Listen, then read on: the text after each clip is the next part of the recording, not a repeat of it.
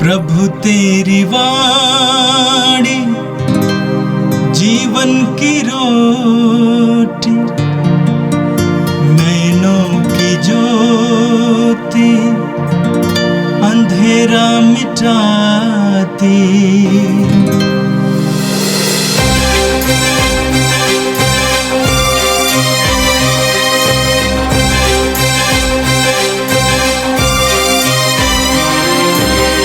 प्रभु तेरी वाणी जीवन की रोटी, नैनों की ज्योति अंधेरा मिटाती। प्रभु तेरी वाणी जीवन की रोटी, नैनों की ज्योति अंधेरा मिटाती। वाणी वाणी वाणी वाणी वाणी पवित्र है, शाश्वत है, जीवन का मन्ना है। 16 नवंबर बुधवार। पहला पाठ प्रकाशना ग्रंथ अध्याय 4 पद संज्ञा 1 से 11 तक। इसके बाद मैं यूहन्ना ने एक दिव्य दृश्य देखा। मैंने देखा कि स्वर्ग में एक द्वार खुला है और वह तुरही जैसी वाणी जिसे मैंने पहले अपने से बातें करते सुना था बोल रही है, यहाँ ऊपर आओ, मैं तुम्हें दिखाऊंगा कि बाद में क्या होने वाला है। मैं तुरंत आत्मा से अवशिष्ट हो गया। मैंने देखा कि स्वर्ग में एक सिंहासन रखा हुआ है और उस पर कोई विराजमान है जिसका रूप रंग सूर्यकांत और रुद्राक्ष के सदृश है, और सिंहासन के चारों ओर मरकत मणि जैसा एक आभा मंडल है। सिंहासन के चारों ओर 24 सिंहासन रखे हुए हैं और उस पर 24 वयोवृद्ध विराजमान हैं। वे उजले वस्त्र पहने हुए हैं और उनके सिर पर सोने के मुकुट है। सिंहासन में से बिजलियां, वाणियां और मेघ गर्जन निकलते हैं। सिंहासन के सामने आग की 7 मशालें जल रही हैं। ये ईश्वर के 7 आत्मा हैं। सिंहासन के आसपास का फर्श मानो स्टिफिक सदृश पारदर्शी समुद्र है। बीच में सिंहासन के आसपास 4 प्राणी हैं। वे आगे और पीछे की ओर आँखों से भरे हुए हैं। पहला प्राणी सिंह के सदृश है और दूसरा प्राणी सांड के सदृश।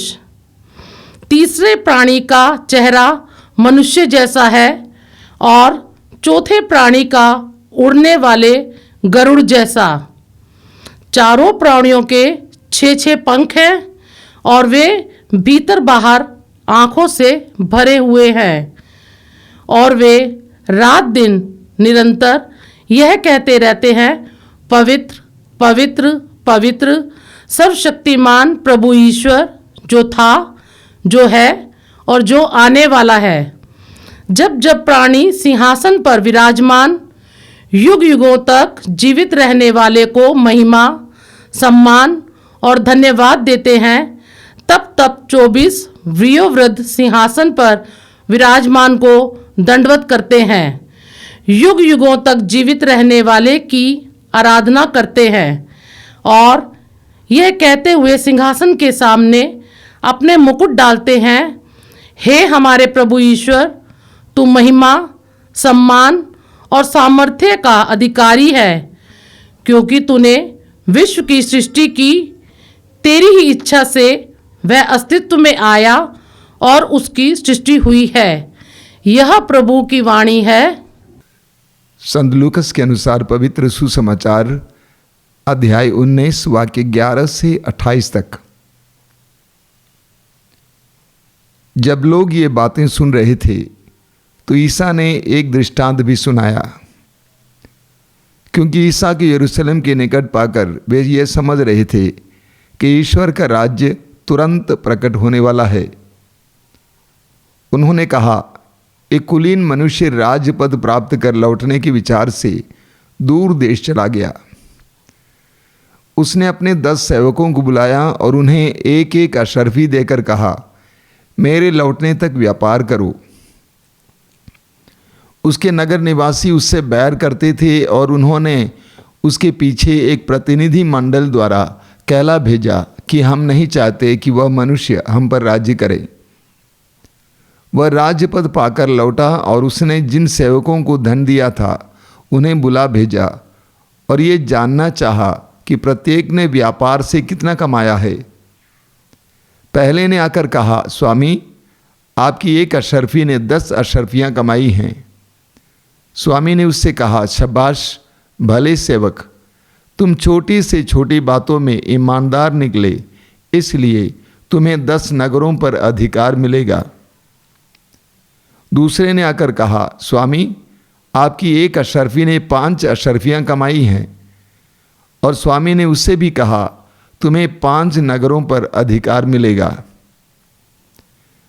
अब तीसरे ने आकर कहा, स्वामी देखिए, यह है आपकी अशर्फी, मैंने इसे एक अंगोछे में बांध रखा था। मैं आपसे डरता था क्योंकि आप कठोर हैं। आपने जो जमा नहीं किया उसे आप निकालते हैं और जो नहीं बोया उसे लूटते हैं। स्वामी ने उससे कहा, दुष्ट सेवक, मैं तेरे ही शब्दों से तेरा न्याय करूँगा। तू जानता था कि मैं कठोर हूँ। मैंने जो जमा नहीं किया मैं उसे निकालता हूँ और जो नहीं बोया उसे लूटता हूँ। तो तूने मेरा धन महाजन के यहाँ क्यों नहीं रख दिया? तब मैं लौटकर उसे सूद के साथ वसूल कर लेता। और स्वामी ने वहाँ उपस्थित लोगों से कहा, इससे वह अशर्फी ले लो और जिसके पास 10 अशर्फियाँ हैं उसी को दे दो। उन्होंने उससे कहा, स्वामी, उसके पास तो 10 अशर्फियाँ हैं। मैं तुमसे कहता हूँ, जिसके पास कुछ है उसी को और दिया जाएगा, लेकिन जिसके पास कुछ नहीं है उससे वह भी ले लिया जाएगा जो उसके पास है। और मेरे बैरियों को जो यह नहीं चाहते थे कि मैं उन पर राजी करूं, इधर लाकर मेरे सामने मार डालो। इतना कहकर ईसा यरूशलेम की ओर आगे बढ़े। यह प्रभु का दिव्य सुसमाचार है। ख्रिस्त प्रभु की जय। मेरे प्रिय भाई और बहनों, आज के इस पवित्र और सुंदर दिन के लिए हम प्रभु को धन्यवाद देते हैं। साथ ही साथ प्रार्थना करते हैं कि आज का संपूर्ण दिन हमारे लिए अनुग्रह और आशीष का दिन बने। आज का पहला पाठ प्रकाशना ग्रंथ से लिया गया था। आप जानते हैं, प्रकाशना ग्रंथ बाइबल के सबसे रहस्यमय ग्रंथों में है। प्रकाशना ग्रंथ में लिखी हुई बातें संत योहन की हैं, जिन्होंने पतमस द्वीप में पवित्र आत्मा से आविष्ट होने के बाद जो दर्शन पाया और जो संदेश पाया उसको लिखा है। और इन दर्शनों को और इन दृश्यों को, इन संदेशों को पूरी तरह से समझना हमारे वश की बात नहीं है, लेकिन जहाँ तक हो सके इसको समझने का प्रयास करेंगे। आज का पाठ अध्याय 4 से लिया गया था। हमने सुना, योहन कहते हैं, मैंने देखा कि स्वर्ग में एक द्वार खुला हुआ है और वह तुरही जैसी वाणी जिसे मैंने पहले अपने से बातें करते सुना था बोल रही है, यहाँ ऊपर आओ, मैं तुम्हें दिखाऊंगा कि बाद में क्या होने वाला है। योहन को स्वर्ग का दृश्य प्राप्त हो रहा है, दर्शन मिल रहा है। योहन कहते हैं, मैं तुरंत आत्मा से आविष्ट हो गया और मैंने देखा कि स्वर्ग में एक सिंहासन रखा हुआ है और उस पर कोई विराजमान है। स्वर्ग में उस सिंहासन पर कौन विराजमान है? ईश्वर विराजमान है। और वचन कहता है कि ईश्वर आत्मा है, उसका रूप रंग नहीं है, इसीलिए उसका वर्णन प्रतीकों में दिया गया है। आगे योहन कहते हैं, सिंहासन के चारों ओर 24 सिंहासन रखे हुए हैं और उन पर 24 वयोवृद्ध विराजमान हैं। वे उजले वस्त्र पहने हैं और उनके सिर पर सोने के मुकुट हैं। ये 24 वयोवृद्ध कौन हैं?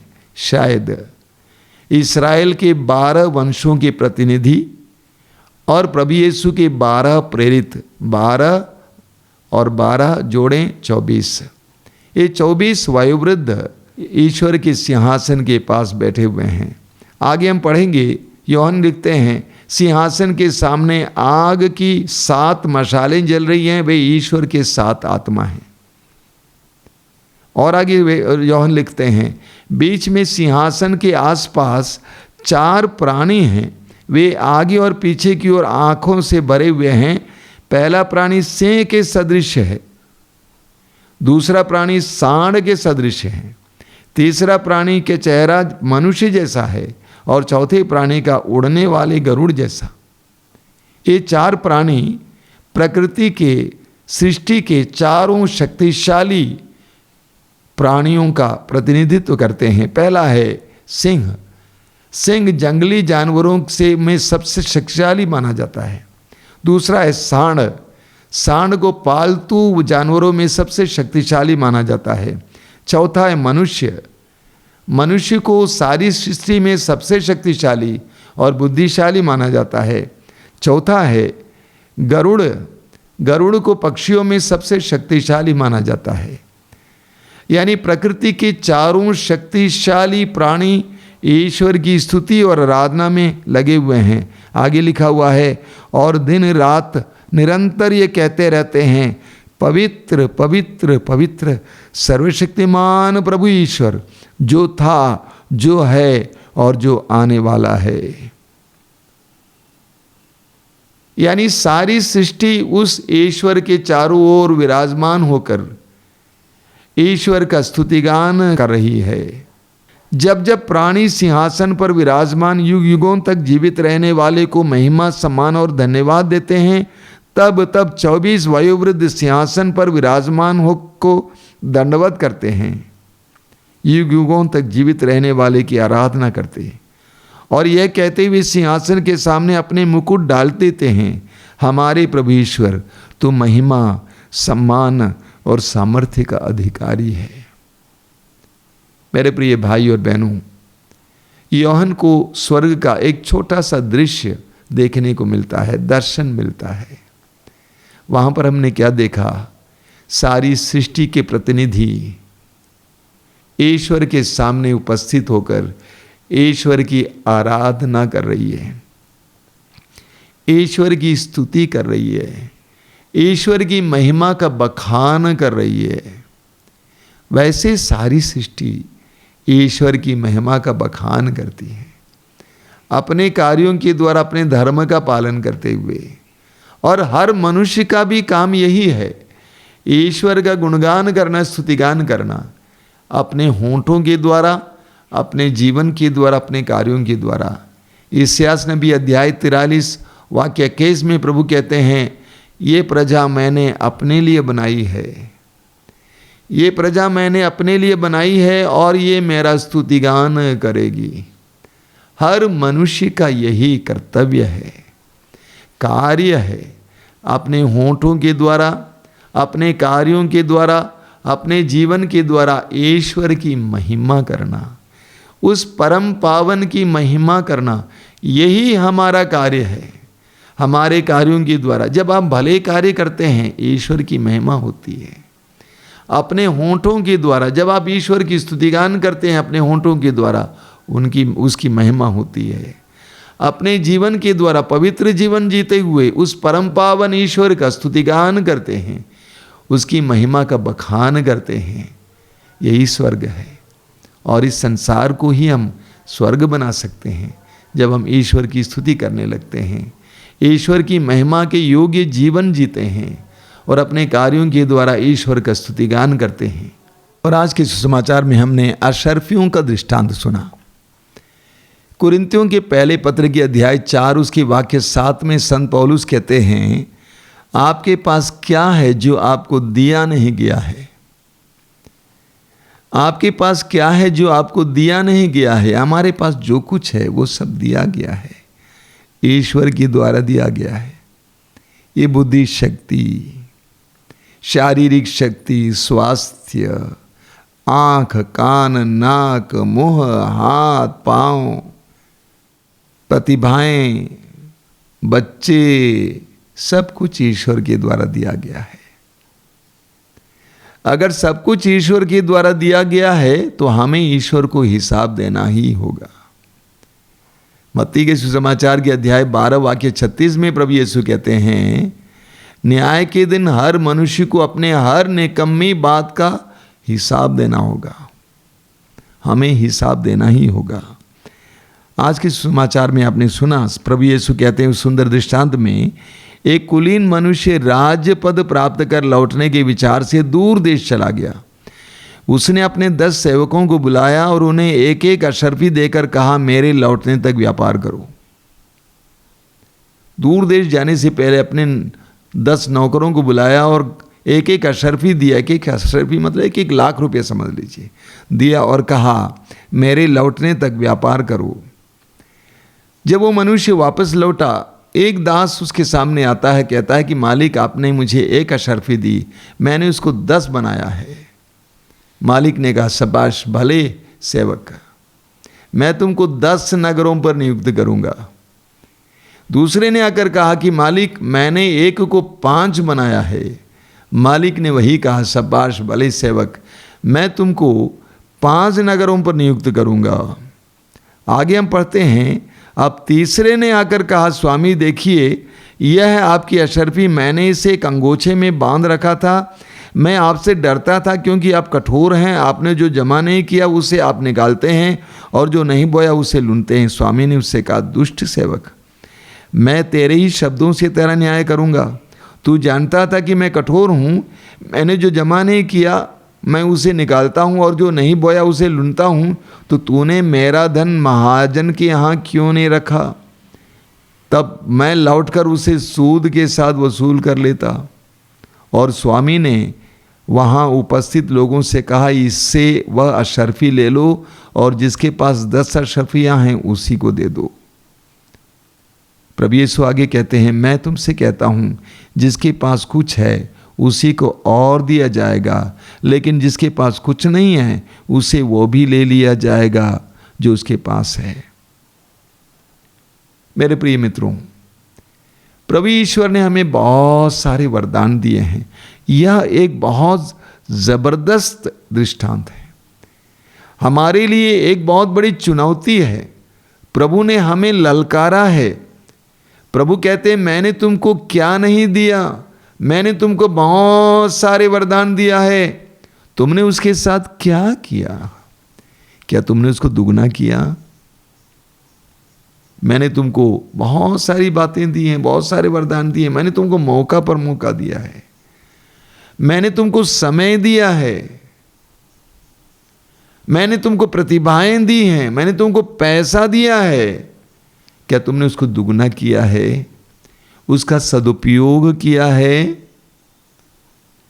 क्या तुम्हें मिले वरदानों को तुमने सदुपयोग किया है? समय का, ऊर्जा का, प्रतिभा का, पैसे का सदुपयोग किया है? लूकस के सुसमाचार के अध्याय 12 उसके वाक्य 47 और 48 में प्रभु कहते हैं, जिससे ज़्यादा दिया गया है उससे ज़्यादा मांगा जाता है। जिस मात्रा में हमें दिया गया उसके अनुसार प्रभु हमसे मांगते हैं, हिसाब मांगते हैं। लूकस के सुसमाचार के अध्याय 13 में एक सुंदर 6 से 9 तक एक सुंदर दृष्टांत है। वहाँ पर हम पढ़ते हैं कि एक इंसान ने अपने दाखबारी के बीचों बीच एक अंजीर का पेड़ रोपा।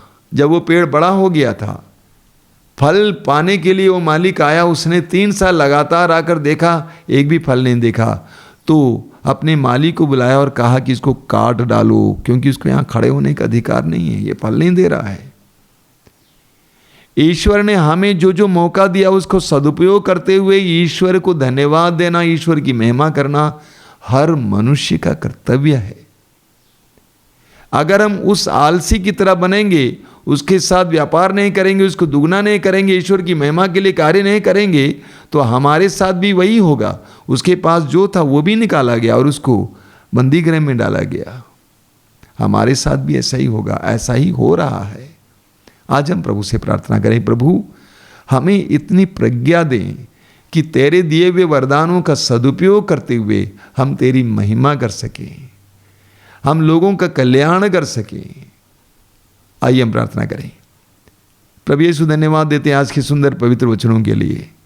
हम तुझसे प्रार्थना करते हैं, हमें तेरी महिमा करना सिखा, हमारे कार्यों के द्वारा, हमारे जीवन के द्वारा, विशेष करके तेरे दिए हुए दानों का सही इस्तेमाल करते हुए, उसको दुगना करते हुए तेरी महिमा करने के लिए हमें प्रज्ञा का वरदान दीजिए। ये प्रभु विश्व प्रार्थना करते हैं इस समय विश्वास के साथ। इन वचनों को सुनने वाले मेरे भाई बहनों को आशीर्वाद देना, उन्हें भी तेरे प्रति आभारी रहने के लिए कृपा देना, हर समय तेरे दिए हुए वरदानों का सदुपयोग करते हुए तेरे योग्य बनने के लिए कृपा देना। आज का संपूर्ण दिन उनके लिए आशीष का दिन बने, अनुग्रह का दिन बने। हमारी इस प्रार्थना को ग्रहण कर, आमीन। प्रभु तेरी वाणी जीवन की रोटी, नैनों की ज्योति अंधेरा मिटाती। वाणी वाणी वाणी वाणी